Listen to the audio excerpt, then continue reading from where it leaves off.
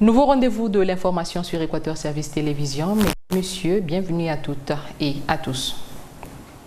À la une, le gouvernement entend trouver dans un bref délai des solutions aux problèmes liés à la dégradation des routes, au bon fonctionnement du centre hospitalier et universitaire de Brazzaville, au paiement de la bourse des étudiants, entre autres. C'est ainsi que s'est exprimé ce mardi dans la capitale le Premier ministre, chef du gouvernement Clément Mamba, à la traditionnelle séance des questions orales au gouvernement avec débat à l'Assemblée nationale. Le point avec Jude Moutali et Eric Kabamba. 50 questions ont été posées à 14 membres du gouvernement par 16 députés au cours de cette séance de questions orales au gouvernement. En commençant par les questions liées aux problèmes de dégradation et d'entretien des routes, en passant entre autres à celles du bon fonctionnement du CHU, de l'ouverture de l'université Denis Sassou Nguesso aux problèmes d'eau et d'électricité. En tout cas, le débat, il y en a eu. Les travaux de construction de ces voies ont été abandonnés.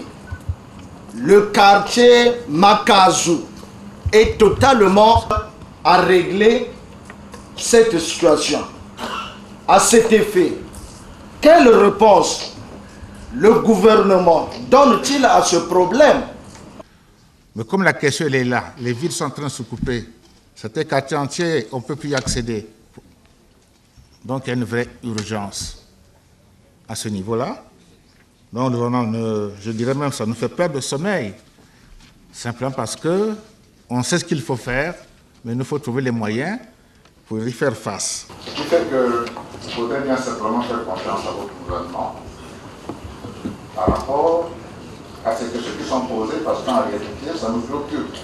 Les députés Romaric Oyo Ombounou et Christophe Mampaka ont interrogé le ministre de l'enseignement primaire et secondaire, Anatole Kone-Makosso, sur la lancinante question des vacataires, prestataires et finalistes de l'enseignement. Comme on l'a dit, le déficit étant de près de 13 000, les 4 000 que nous affectons ne peuvent pas venir combler définitivement la question des bénévoles.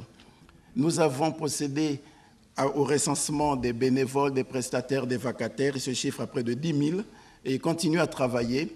Le but du jeu, c'est que les gens soient affectés au fur et à mesure qu'on puisse régulariser, pour que même ces bénévoles, ces prestataires, soient désormais régularisés par une note d'affectation du ministère pour qu'on puisse se permettre de recruter les bénévoles à tout bout de champ. Donc, après qu'on aura fini avec les finalistes, nous régulariserons la situation des bénévoles, des prestataires. L'université Denis Sassou Nguesso sera fonctionnelle dès la prochaine rentrée académique. Le gouvernement travaille aussi sur la question du paiement de la bourse des étudiants, a-t-il poursuivi. Au cours de cette séance des questions orales au gouvernement, le député Bonaventure Boudzika a soulevé le problème lié à l'inapplicabilité de l'arrêté numéro 4/1896 du 1er juillet 2009 portant interdiction du transport public des passagers sur les motocycles. Pour lui, cet arrêté se heurte aux vraies réalités sociales et devrait être revisité. Je vous propose de suivre Bonaventure Boudzika et le ministre des Transports, Fidel Dimon. L'applicabilité, ou j'allais dire l'inapplicabilité, de l'arrêté numéro 4896 du 1er juillet 2009 portant interdiction du transport public des passagers sur motocycle. Monsieur le ministre, en application de l'arrêté susmentionné, toutes les municipalités de notre pays ont mobilisé leurs services afin de veiller au respect strict de cet arrêté.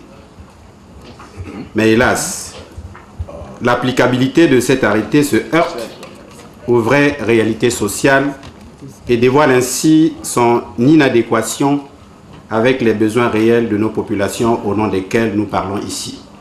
Monsieur le ministre, que fait le gouvernement devant un texte en déphasage avec la réalité et les besoins vitaux de nos populations? La question est celle de savoir que fait le gouvernement devant un texte en déphasage avec la réalité et les besoins vitaux de nos populations. Alors, cet arrêté a été pris en 2009, comme je l'ai dit tout à l'heure, devant un constat, c'est un constat alarmant, sur la multiplication du nombre d'accidents de circulation routière imputables aux conducteurs de motocycles. Face à cette réalité, il a été initié une série de mesures. Et parmi ces mesures, il y a celle-ci. Premièrement, créer les conditions pour augmenter et améliorer l'offre de transport. L'exercice de l'activité de transport public des personnes, bien que réglementée, est ouverte au public. Les opérateurs privés sont encouragés à investir, notamment en proposant des moyens de transport plus sûrs et mieux adaptés. Direction le Palais du Peuple, le Congo se dotera sous peu d'un arsenal juridique conséquent devant régulariser le secteur des nouvelles technologies, de l'information et de la communication. 2 projets de décret et 5 projets de loi allant dans ce sens ont été adoptés ce mercredi dans la capitale au cours de la réunion du Conseil des ministres tenue sous la houlette du président de la République, Denis Sassou Nguesso. Résumé de la presse présidentielle. Sept affaires sont à l'ordre du jour de la réunion du Conseil des ministres de ce mercredi 6 mars 2019 au Palais du Peuple sous la très haute autorité du président de la République, Denis Sassou Nguesso.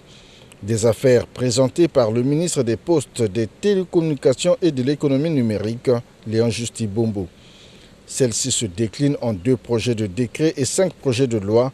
Les projets de décret concernent l'encadrement juridique du secteur des nouvelles technologies de l'information et de la communication, ainsi que le fonctionnement des organes de régulation existants ou en cours de création.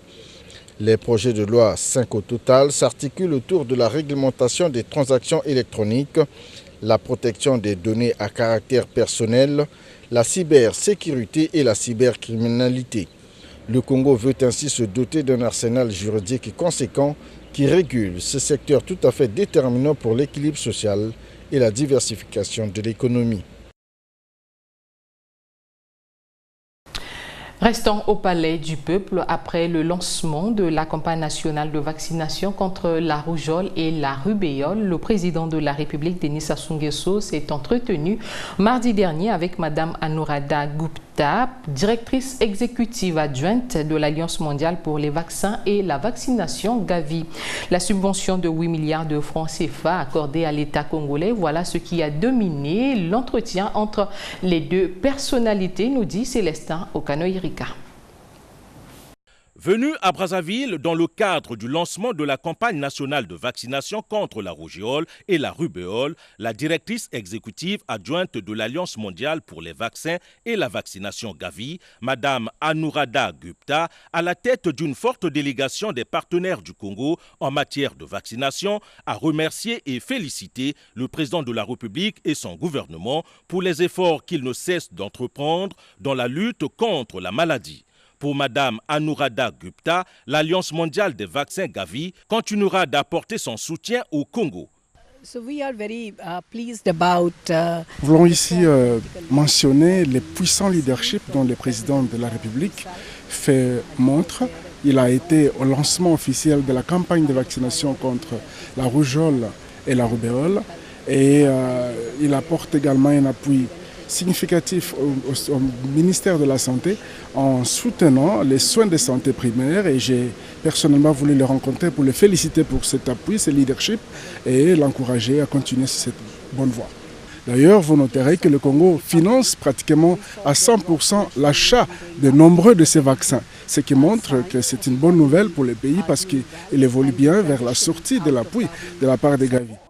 La directrice exécutive adjointe de Gavi, qui a été distinguée de la médaille d'honneur dans le domaine de la santé publique à la cérémonie de lancement de la campagne nationale de vaccination pour services rendus à la République du Congo, n'a pas caché sa satisfaction.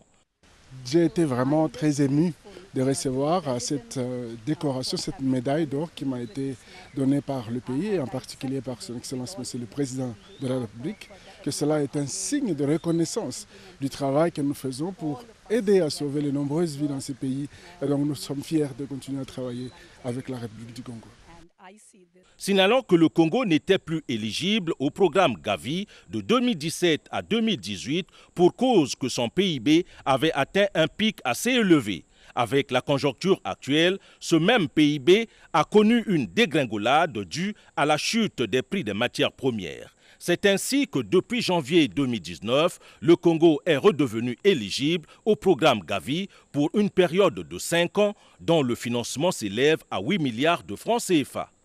Dans la suite du journal, la campagne nationale de vaccination contre la rougeole et la rubéole a démarré ce mardi 5 mars sur toute l'étendue du territoire national. L'objectif affiché, renforcer l'immunité des enfants de 9 mois à 14 ans.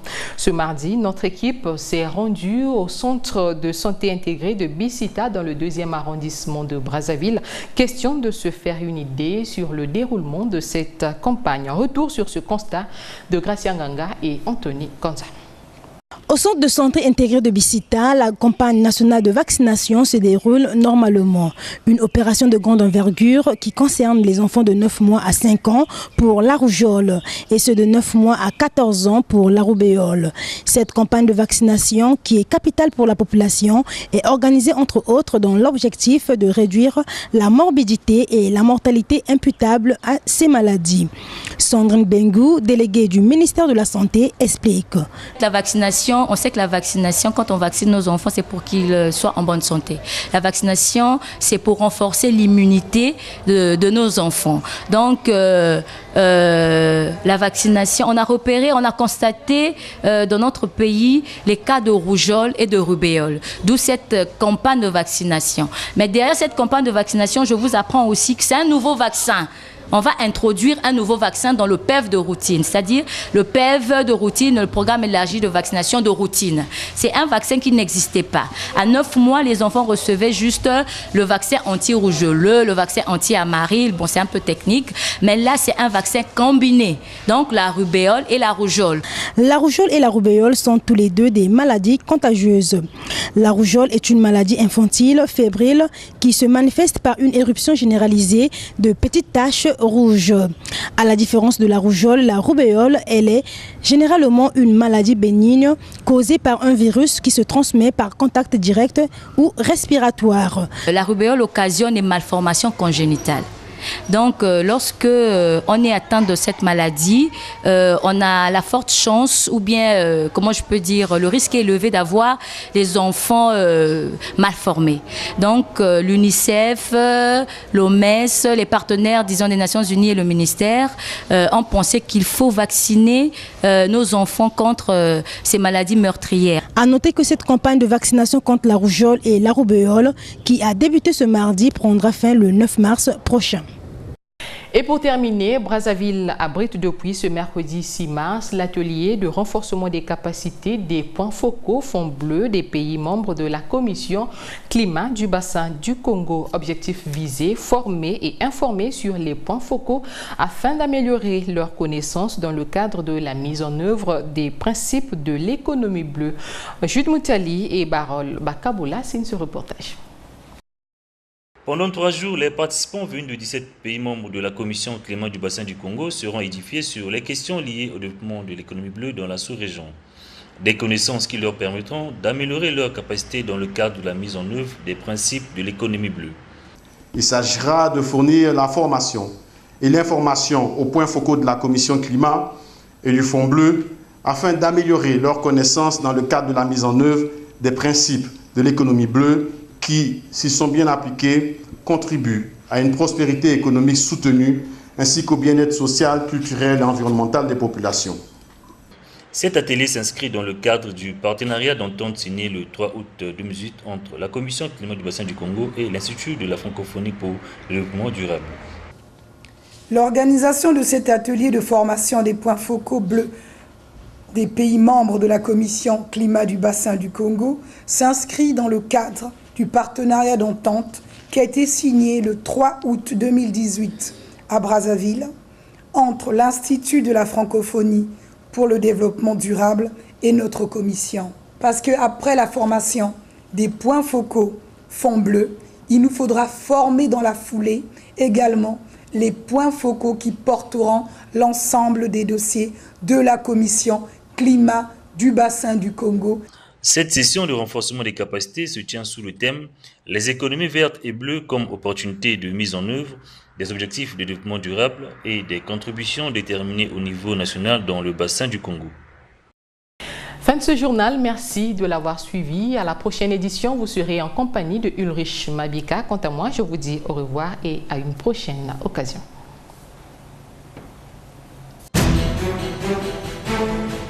Thank you.